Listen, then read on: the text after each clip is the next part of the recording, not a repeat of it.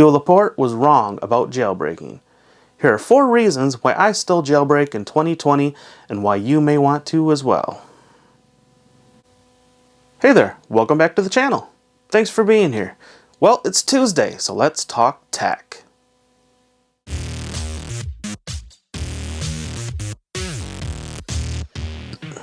So recently I was listening to a podcast called MacBreak Weekly, episode 715, with Laporte, Lori Gill, Renee Ritchie, and Andy Ihnatko.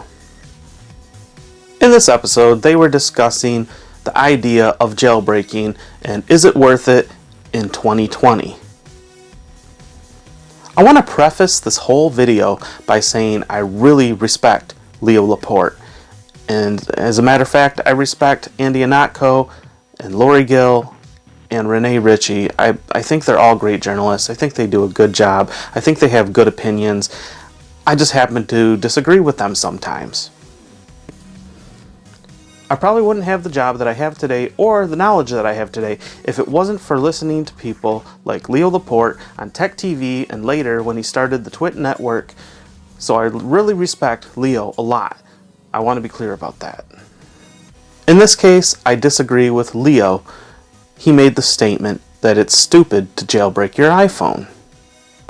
He said he felt like if you were going to buy an Apple product, then you should use it the way Apple wanted you to use it, and if you didn't want to use it that way, you should just get an Android. I thought it might be interesting to break down that whole statement, that whole argument, and discuss why might you or might you not want to jailbreak in 2020. Let's start with what I agree with them on in this instance, and that is that Apple has added features over the years that were previously only available to jailbreakers or Android. Simple things like tethering your phone as a hotspot or copy and paste. Recently, we got dark mode added. In the past, they gave us widgets, and now finally, they're going to let us put them a few more places. You can find a lot of great articles and videos online by people like Linus Tech tips explaining why they think it's still a good idea to jailbreak your phone in 2020. Now let me tell you the 4 reasons why I still jailbreak in 2020. Number 1, the ability to organize your apps the way you want to organize them. In iOS, you can create folders by creating groups of apps. However, you can't customize it inside of that folder very much, and you can't change the icon of the folder. One of the problems for me is that I have a hard time differentiating between one folder and the next. The little icons that show up inside that little square are so small it's hard for me to see. So I would like to be able to customize the icon for that folder. Maybe if it's music apps, I'd like to put maybe just a big music note or something. On my computer, one of the things that I like to be able to do is organize folders within folders. And so I could have, say, a folder for videos, and inside of that folder I could have a folder for each year. And then inside of those I could have a folder for each month or something like that. On my phone, I'd like to be able to have all my real estate investing apps in one folder and be able to organize that how I want. So maybe a folder for the Zillow app and the Realtor.com app, and then another folder for things like payment calculators, and then maybe another folder for things like government websites so I can do things like apply for permits, check ordinances, and check building codes, things like that. But no, Apple only gives us the ability to group apps into a folder and be able to move those icons around within that folder a little bit, and limits how many you can have in there, and doesn't let you change the icon. Number 2, equalizers.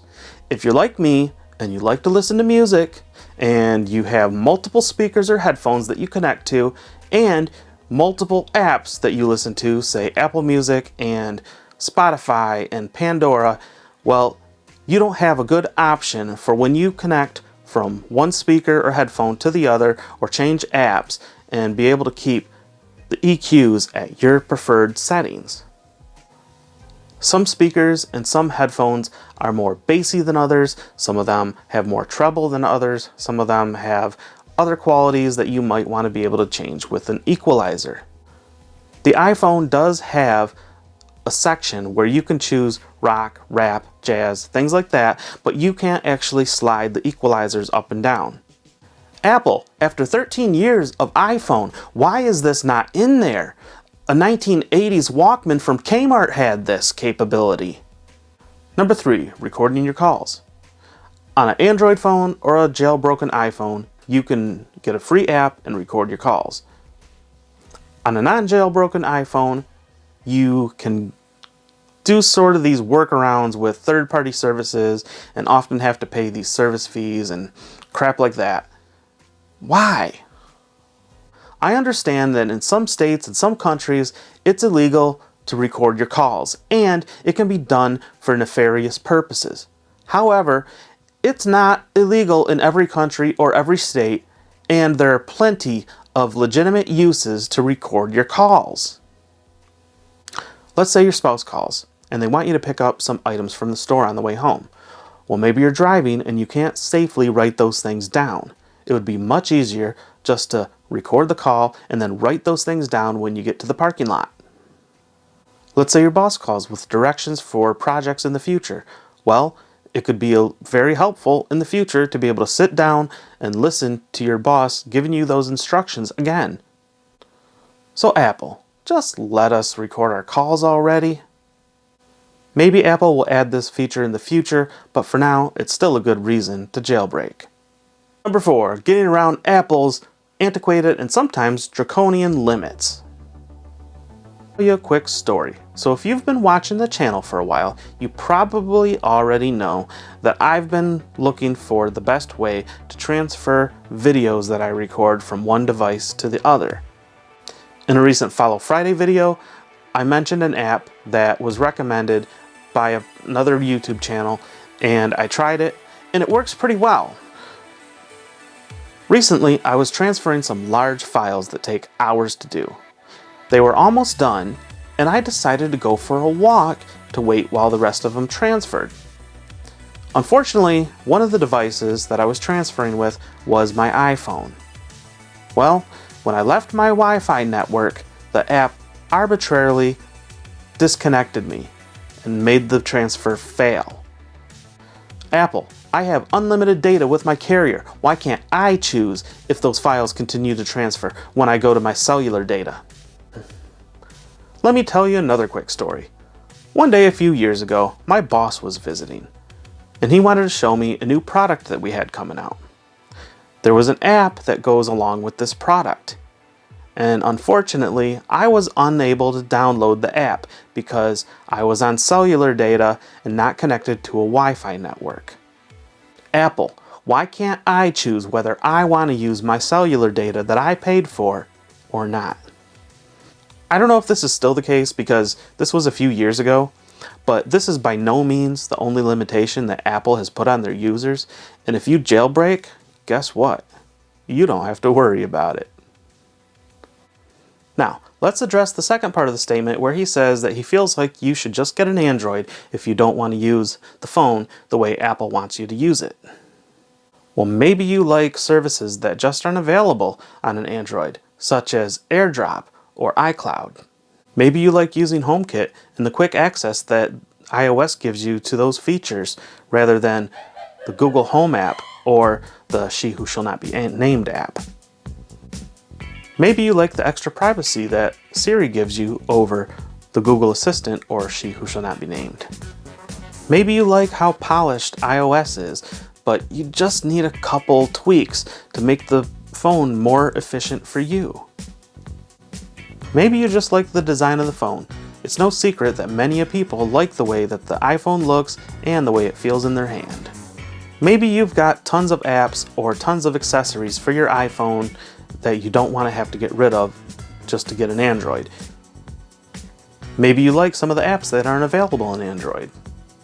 Maybe you like all the options that are available for accessories with the iPhone.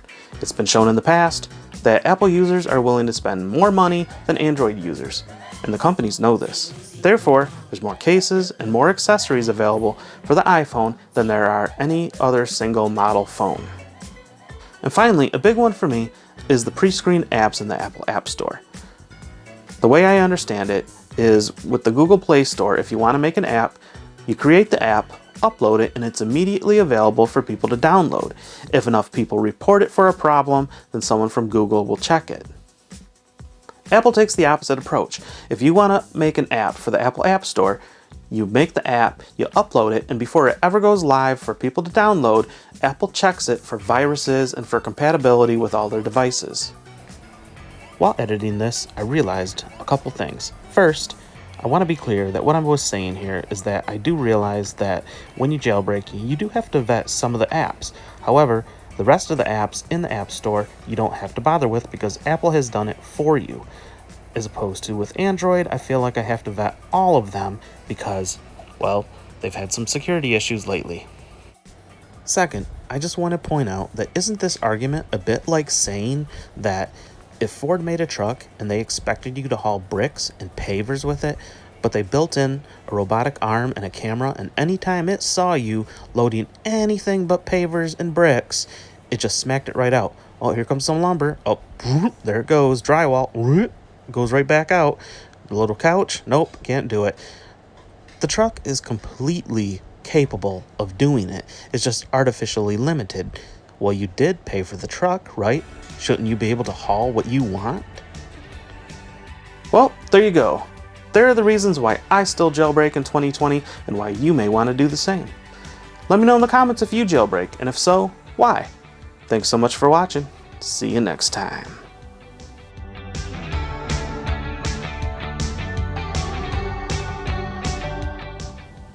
Wait for the motorcycle to go by. Now, I want to preface. I want to